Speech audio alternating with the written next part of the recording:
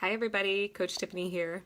So I like to do these live Thursday coaching sessions. Sometimes things come up and I'm not able to do them in a timely manner, so I apologize that it wasn't earlier today. But I do have an exciting topic. Let's see, I don't think anybody's hopped on yet. If you do come on, just say whether you're coming on the replay and where you're from, and I'd love to hear your thoughts about the food addiction piece that I'm going to talk about today. So I met Dr. Dion Nelson. It's spelled D-E-A-U-N. I might be butchering it. Dion Nelson, and she's a naturopath here in Portland, and she has a podcast called Do No Harm. It's really designed for providers who are wanting to have more information about like health at any size, and how to practice in a way that isn't fat phobic, and how to really incorporate the research that's coming out into our practices around food and weight, and how to let go of kind of outdated diet culture ideas and recognize the research. So anyways, I listened to her Do No Harm podcast around sugar addiction or food addiction, and it really articulated all of the things I have felt and believed, but kind of struggled to articulate or struggled to find some of the research. So if you're interested, I'll post that link in the comments. But basically, sugar addiction and food addiction is a kind of a buzzword that we use in our society that is often used in diet culture to create this idea of shame and this idea that we're weak or that we can't trust our bodies. But in practice, our bodies don't respond to food the same way that they do as someone who has a substance use disorder with, say, like heroin. And there's like one study out there that shows that, or there's some studies out there that show that mice, the same pleasure center in their brain lights up with sugar as it does with drugs or alcohol. I guess it's probably against drugs. Not to say that the research study is against drugs. They were comparing it against drugs. So sugar compared to drugs, right? So, and yes, the pleasure centers lit up, but there are a million things that light up our pleasure centers, right? Smiling at someone lights it up. Doing, swimming, like splashing around in water, right? Holding a baby, all kinds of things that are fun. Dancing, if it's fun for you. It's fun for me, but I know not for everyone. Anyways, all of those things also light up our pleasure centers, and yet people aren't addicted, right, to like hugs, for example, or holding a baby, right? It feels really good, but it doesn't necessarily do harm, or doesn't necessarily create a situation in which we're like losing our jobs over or going to jail for, right? And I think, maybe once in my life have I met someone who, oh, there's somebody on here, I can't see who you are, but hi. Maybe once in my life I've met someone who was struggling with her job. Oh, it's Gail. Hi, Gail. Because of sugar addiction, right?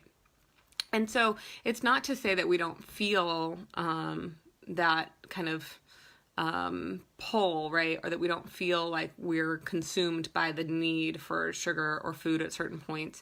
And it's not to say that we don't feel out of control sometimes around the way that we eat. But what I loved about this podcast is not only did they debunk the idea of sugar addiction, they talk about the neurobiology of it, and that, in instances where someone has a substance use disorder and they're quote unquote addicted, like physically addicted to a substance, there are things that happen with your neurotransmitters and your receptor sites. So, drugs actually like kick off other things from your receptor sites and become the thing that your receptor sites want, and you actually upregulate, so you get more receptor sites for that particular substance. So those same things don't happen in terms of our physiology, our biology. That doesn't happen with food or sugar, because it's a natural substance that that we should enjoy, right? That does bring us pleasure. But they just discuss the idea that pleasure in our society is kind of this strange, like you can't have too much of it, right? Like it's not okay. If it's pleasurable, it must be bad. So how often do you hear, oh, if it tastes good, it's bad for you? Well, I disagree. Like, strawberries taste amazing, but they're not bad for you, right? They're healthful. They have antioxidants in them. So, this idea that we shouldn't have pleasure in our lives, and I feel like for women that's even more prevalent, that it's not okay to enjoy things or have pleasure, and that if we are desiring something that brings us pleasure, that there's something bad going on. So, we can't enjoy sex, right? We can't, shopping is bad, or, spending too much time with your girlfriends, drinking too much wine. So this idea of like too much, right? And that's not to say that people don't have those out of control feelings, as I mentioned before. So when it feels out of control, there's something that we can do about that if we're able to remove judgment and not just give up and say, oh, I have no willpower, I'm an emotional eater, I'm broken, I'm out of control, I can't trust my body around these substances, right? So it's a great podcast. I'll drop the link. Again, there's a lot of science in there because it is geared toward providers who are out, treating patients. But it's still a lot of really good information, and it really normalizes like the feelings that we have around food and sugar, and recognizes that it doesn't mean that we're an addict, but it might feel like that. So what do we do about a thing like that, right? If we're eating in a way that feels out of control, what we can do is look at the circumstances around that. So what happened that day? Did I have a stressful day? How did I eat throughout the day?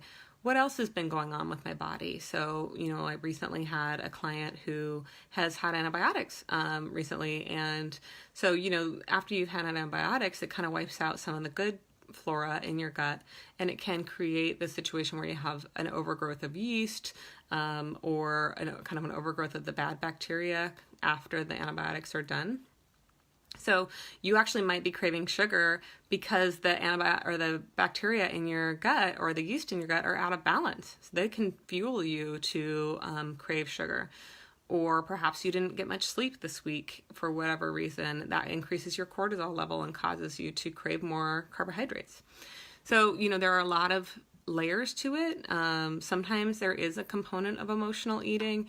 And if that's the case, still removing judgment can be really helpful. Letting go of shame, giving ourselves some forgiveness, and just recognizing that there may be times where we use food as comfort. That doesn't mean that we're bad. It doesn't mean that we're weird. It doesn't mean we're addicted to food.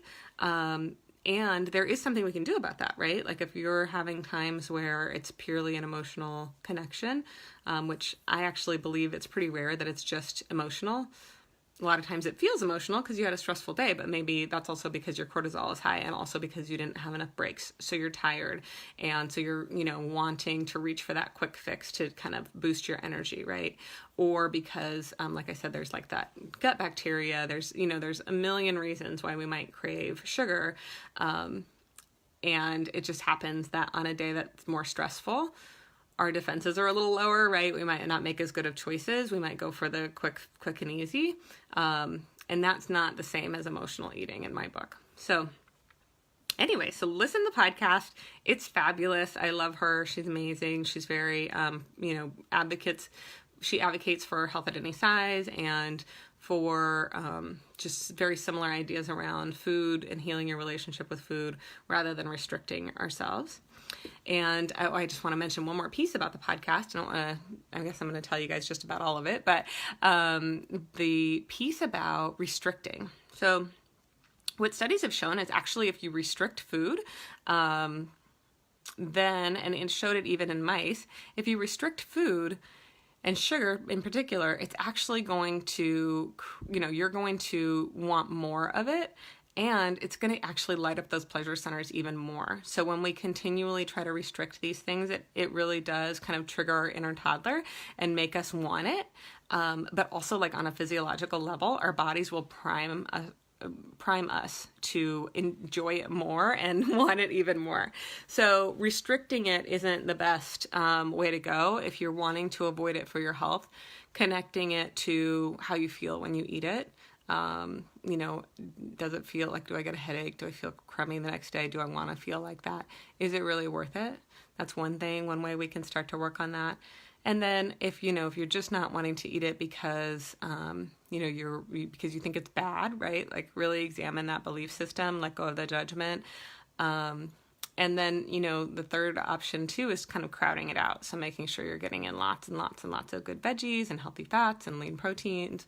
You know, you want high quality animal proteins like grass-fed, pasture raised, wild caught, all of that. So making sure that we are spending time not only shifting our mindset and getting away from judgment, but also like spending time investing in quality food for ourselves and investing in feeding ourselves well, so that when we do eat the sugar, it's not going to have as big of an impact on us and in terms of our, like, how our wellness, right? Like how well we feel. And by letting go of the shame, it's not going to have as big of an impact on us, like mentally and emotionally, because there's kind of this shame spiral that happens that actually does negatively impact people in their health and doesn't help break the cycle. So anyways, I hope that was helpful. And if you have questions or comments, feel free to post that. Again, you know, in the podcast, they talk especially about not, you know, negating anyone's lived experiences. And I think a lot of times when people say, oh, I'm totally addicted to sugar, or I'm afraid that I'm addicted to food, it's a really scary feeling because the eating feels really out of control. And, you know, a lot of times we have a lot of guilt and shame around it. And it feels like we're not going to be able to ever be fixed, right? Like that that there's something wrong with us. And I can't tell you how many people who have come to talk to me have expressed feelings similarly to that. And so, you know, I'm able to let them know, like, it's really common to feel that way. And fortunately, now I'm armed with a little more of the science, so I can explain a little bit better that it doesn't mean the same thing as being having a substance use disorder or an addiction to you know, drugs or alcohol.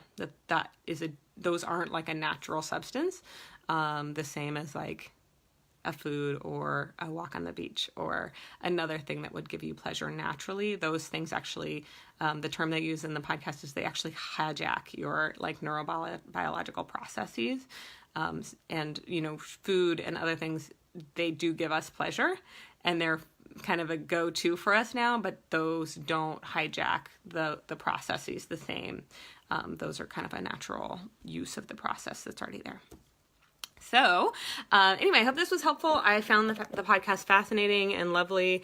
And, you know, it is really helpful to know that they're starting to do studies that reflect this information, and that the old studies and the old way, not even studies, the old way of kind of interpreting data is shifting and people are starting to be more aware. So hopefully there will be less shaming and more kind of real information about how to care for ourselves in a way that really truly supports our wellness, and it's not restriction.